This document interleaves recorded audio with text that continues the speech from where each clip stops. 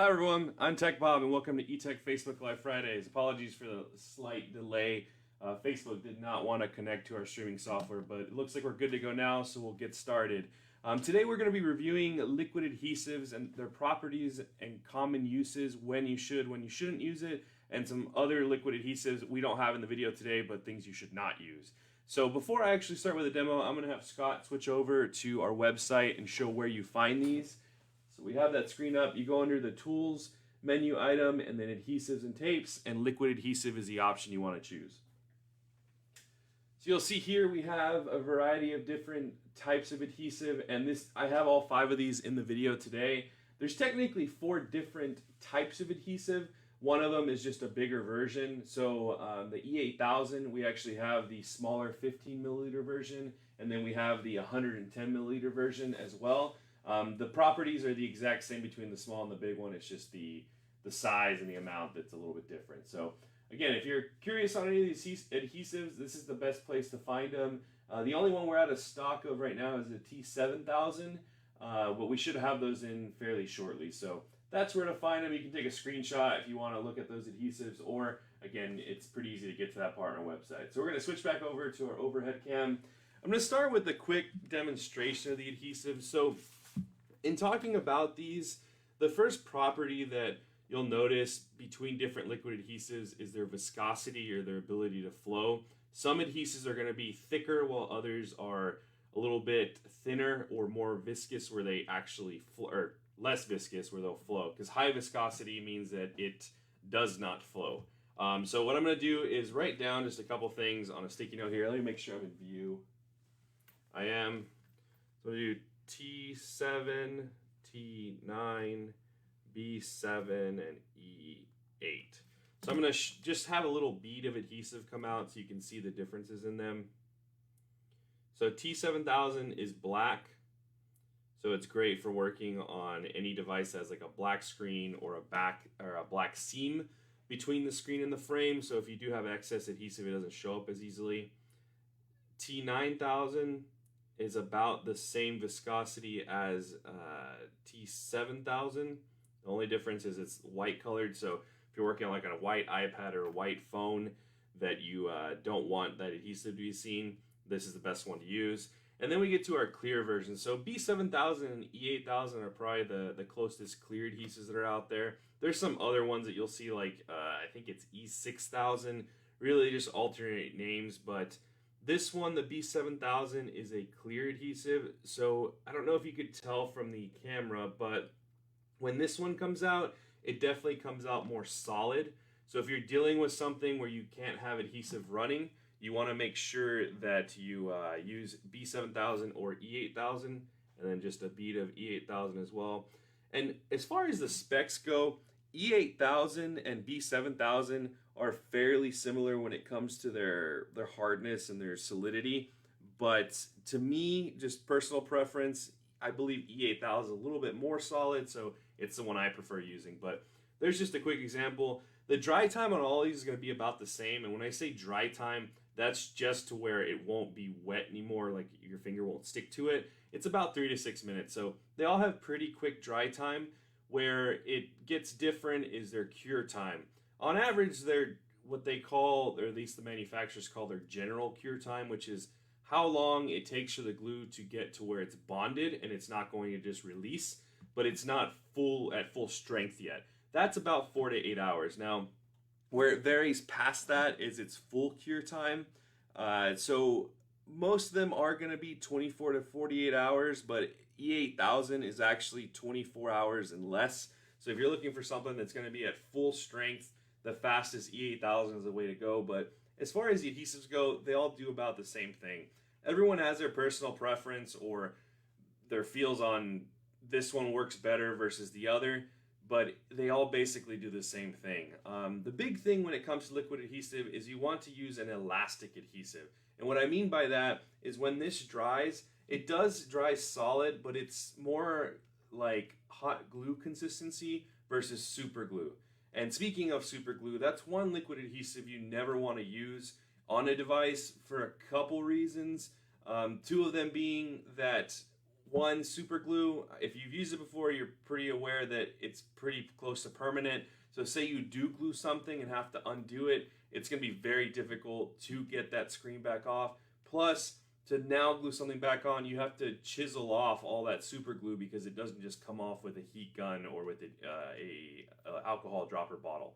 So that's the big one. The second thing is super glue typically will eat through plastic or softer materials. So if you do put it on like a bezel or a screen, there's a chance that it's eaten away some of that plastic and now the device is damaged. So you definitely don't want to use super glue.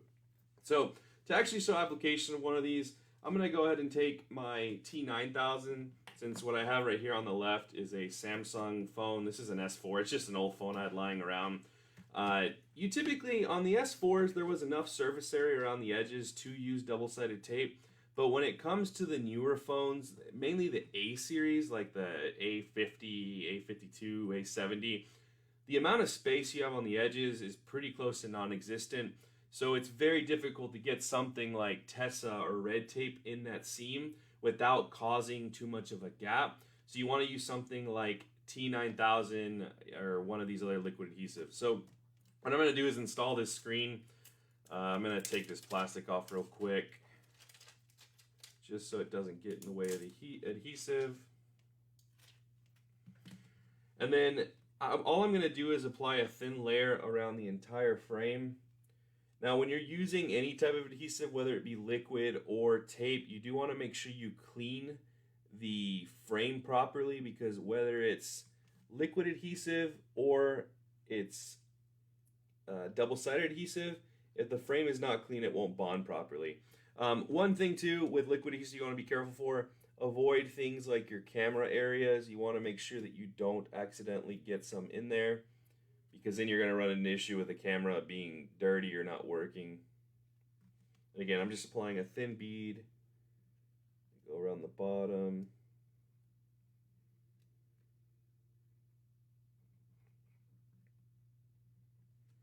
Alright, that should do. And again, this phone is definitely not working. I actually don't have a home button for it, so you're going to see a hole in the bottom. I'm going to feed the cable through.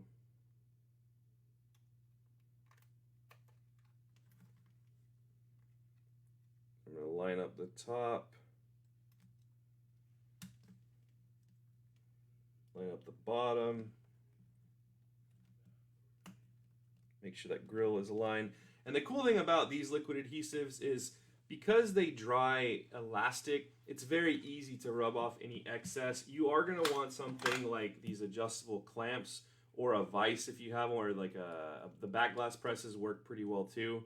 What I'm going to do is take these clamps, and mainly on the sides where it's really thin, I'm just going to put a couple to where it's applying pressure down on my screen. Now, this doesn't need to be a lot of pressure, just enough to where it's not going to lift on you. But this will give you the best seal because, one, the adhesive is thickness-wise is almost non-existent, not like double-sided tape. And two, it's getting in every single area, unlike the double-sided adhesive. So I'm going to have that clamped for a little bit. Like I said, dry time should be about 3 to 6 minutes. Their stats, they said like 3 to 6 or 4 minutes. So that time frame is about good. I would recommend holding off, giving it to the customer for maybe at least 30, 45 minutes just to make sure the adhesive is really bonded, and also so you can clean off any excess, because typically you will have excess. That's not the end of the world if you do, because it's pretty easy to clean off. Another tip here too as well, I didn't do it on this one, but you want to make sure you keep it on it. Make sure you put the cap on almost immediately after you use the adhesive, because what happens is the curing is started by air or oxygen getting to the adhesive. If this is open for too long, the inside will actually start to cure and it'll ruin the rest of the tube. So that's an example here on a Samsung device, and again, more applicable on the A series now that they're so thin on the edges and there's not a lot of space to glue them down. Continuing on, this is going to be an iPad application. So this is twofold for the benefits. The first one is if you, especially during the summer months, have issues with lifting on your iPad digitizers or like warranties for the screen coming up, and you've done everything the same you have been doing for the last year, Most likely what's happening is it's an external factor, which it being the temperature outside, especially here being in Texas. It gets pretty hot, and that can cause the double-sided adhesive to release, and if that happens, you get that lifting issue.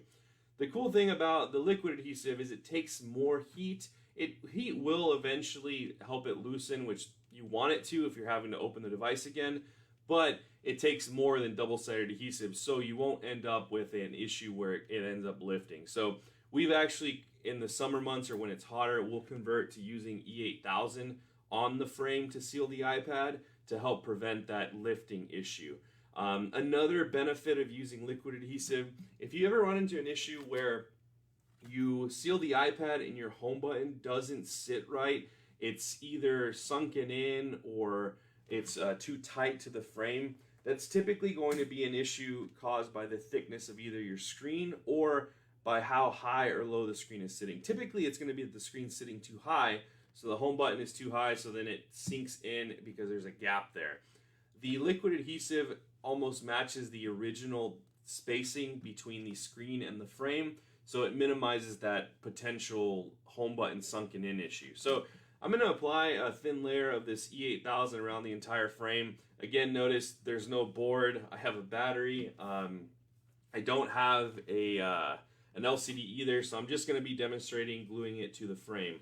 Another thing here too, make sure you clean the frame well. This one's pretty clean. I would probably run an alcohol cloth around it or a spudger or blade just to really clear it off. So I'm going to take this tube, and you notice I'm using the bigger tube.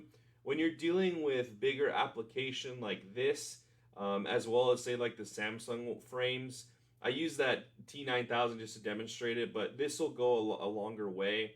Those smaller bottles are meant for more precise application, like if you're doing a home button install or gluing like a small piece, like maybe a back glass or back camera lens on an iPhone, that's where the smaller one will really come into play. And again, you want to be careful not to get too much in areas where it could seep into.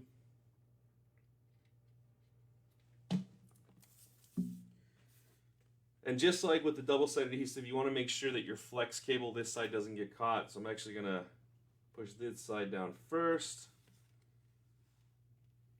I'm going to take a spudger, make sure my DigiFlex is pushed inwards. It's definitely easier without having it plugged in, but same general concept. And then same thing here. Once you have the screen down, you're going to take your clamps. And typically, the clamps on an iPad, really the only spot you should need to do it is if you have any type of frame warping or it's on this flex cable side. Because this flex cable is designed a certain way, it naturally acts like a spring wanting to push up the Digi. And because it does that, you're going to want to put a little bit of pressure so that glue sticks to the glass and it doesn't lift back up. But, I mean, even without clamping the other edges, it's basically seamless. Like it's flat on there. And again, this is recommended especially in the hot summer months, and also if you run into if you get in a rut where you're having all these home button issues, if you've done everything the exact same as far as installing the home button onto the screen, the only different variable there is probably the temperature outside or the thickness of the screen, but in either case, the liquid adhesive should help with that. So far I've used T9000 and E8000, so we'll move those to the side as well as the E8000. And then let me grab, oops, I actually threw my tweezers on this demonstration here, but what's the timer at for the video? 14 minutes, so these should be pretty cured. So like I'm touching that one, that's good. If you did put it on a little bit thicker, it might not be dry yet, but yeah, these I'm not getting it on my finger after touching it. So it's already met its dry time. Its general cure time still has a good bit to go. But again, even though the general cure time listed by the manufacturer is 4 to 8 hours, we recommend at least 30, maybe 45 minutes, and you should be good, as long as the customer is not like picking at the screen or trying to lift up the glass. Nothing's going to happen with that screen. And as far as the liquid adhesives go, I believe that's all I had today. The only ones I didn't use on something were the B7000 and T7000. And really, as I mentioned earlier, T7000 is just the black version of T9000, so those are the same. And then B7000 is just a slight different variant of E8000, but they do the same thing. We just have both options because, like I said, it seems like every tech has their own preference. Mine is E8000, but I know plenty where it's B7000. And you'll notice you can't really trust the marking on the side of the packaging. They all say medium viscosity, but you can obviously tell when I laid them down here that is not the case. So again, if you're interested in any of these, you can find them on our website. I hope this helped out. I know we've featured E8000 a bunch of times in either a home button thing, a home button stream, or a stream about like back glass repair, because this one's pretty universal. So are the others, but we've had this one a lot longer and we definitely stand behind it. These others were a good addition for a little bit of different scenarios in repair, but overall they're still great. If anyone has any questions, let us know in the comments. I don't think I saw any. I didn't have the comments thing open today, so if there were any, I apologize. I'll answer them right after the stream. But I hope everyone has a great weekend, and if there is any topics you want to see covered in the coming weeks, let us know. But that's it. Tech Bob out. We'll see everyone next Friday.